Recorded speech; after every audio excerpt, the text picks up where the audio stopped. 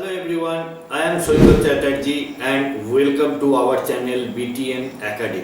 Search engine optimisation का playlist में last episode में हम लोग देखा था कि कैसे रिमूवल टूल को यूज किया जाता है अपना ही साइट के अंदर कोई बैकडेटेड या नॉट रिक्वायर्ड यूआरएल्स को अनइंडेक्स या गूगल सर्च रिजल्ट से हटाने के लिए। इस एपिसोड में हम लोग देखेंगे कि जो खराब बैकलिंक्स होता है, हमारा साइट का जो बैड बैकलिंक्स होता है उसको कैसे रिमूव किया जाता है यूजिंग डिज़ावो टूल। अगर आपने अभी तक हमारा चैनल को सब्सक्राइब नहीं किया है, please subscribe this channel first and do not forget to press the bell notification ताकि आगे आने वाला जो वीडियोस है उसका नोटिफिकेशन आप तक पहुंच सके। तो चलिए देखते हैं how to use Dizavo tool.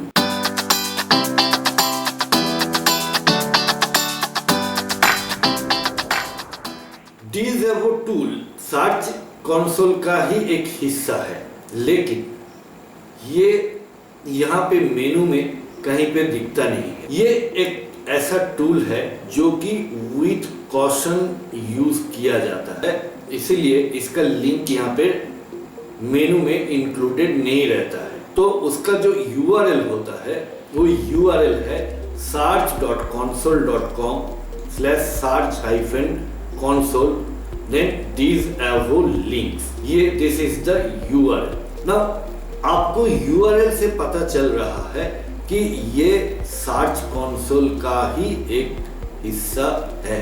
Search engine optimisation में बैकलिंक का एक बहुत ही इंपॉर्टेंस है और हम लोग बैकलिंक क्रिएट करते हैं साइट का एसईओ स्कोर अच्छा करने के लिए। हम लोग आगे चल के देखेंगे कि ये कैसे किया जाता है, कौन कौन सा साइट से ये किया जाता है। तो ये बैकलिंक साइट का अंदर का हिस्सा नहीं है, तो इस बैकलिंक को क्रिएट करने में साइट का बैकएंड एक्सेस या कोड एक्सेस नहीं चाहिए होता है।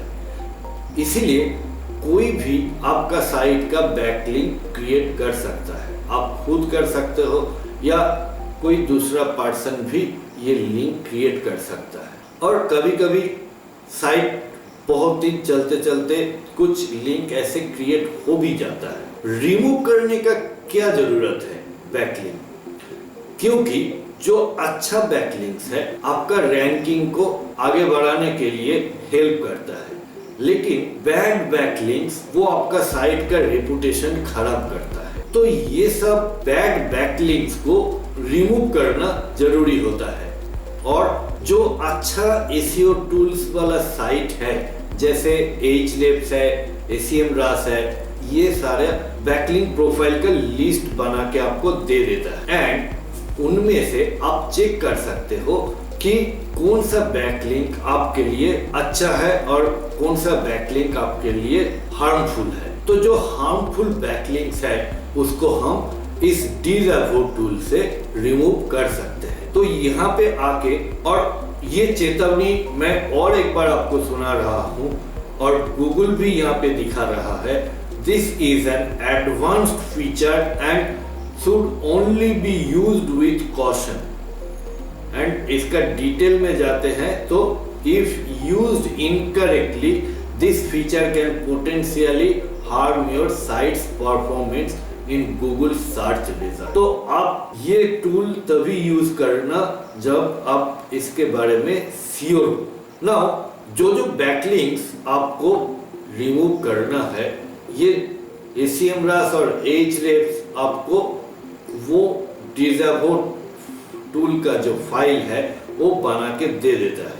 लेकिन अगर आप वो सारे टूल्स यूज नहीं कर रहे हो तो भी कोई प्रॉब्लम नहीं है, आप खुद से बना भी सकते हो अपने लिए ये डिज़ावो टूल्स का फाइल। ये एक txt फाइल होता है और मैं इसका एक टेम्पलेट आपको दिखा देता हूँ।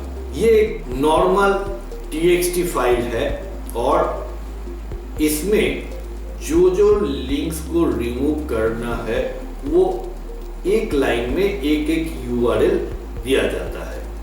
सपोज sample.com से आपको कोई URL, ये स्पेसिफिक URL रिमूव करना है तो ये ऐसे लिख दिया।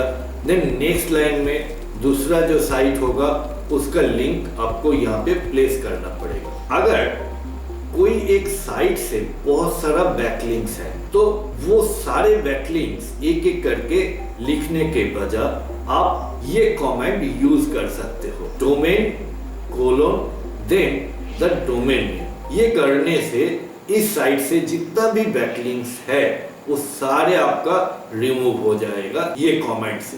नाउ ये जो फाइल है, इस फाइल का दो लिमिटेशंस है। एक है कि इनमें मैक्सिमम 1,00,000 लाइंस रह सकता है, मतलब 100,000 लाइंस ही इसमें मैक्सिमम रह सकता है। और जो दूसरा लिमिटेशंस है वो है इसका टोटल फाइल साइज। ये TXT फाइल का फाइल साइज मैक्सिमम 2 MB तक हो सकता है। तो हम लोगों को क्या करना है, यहाँ पे प्रॉपर्टी सिलेक्ट करना है कौन सा वेबसाइट के लिए आप बैकलिंक रिमूव कर रहे हो। तो ये वाला वेबसाइट हमने चूज कर लिया। देन यहाँ पे अपलोड दिस एवो लिस्ट में क्लिक करेंगे एंड उस फाइल को हम लोग चूज करेंगे। देन उसके बाद हम लोग कमेंट को सबमिट करने के बाद Google will take action and remove all those backlink for your site. तो दोस्तों इस एपिसोड में हमने देखा कि कैसे डिज़ेवो टूल को हम लोग यूज कर सकते हैं टू रिमूव बैकलिंक। अगर इस वीडियो से आपको कुछ हेल्प हुआ है तो please put A like and do not forget to share with your friends, family and colleagues। और इस टॉपिक के ऊपर अगर आपका कुछ क्वेश्चंस है you can always ask me in the comment section। इस एपिसोड में इतना ही, मिलते हैं नेक्स्ट एपिसोड में। Thanks for watching.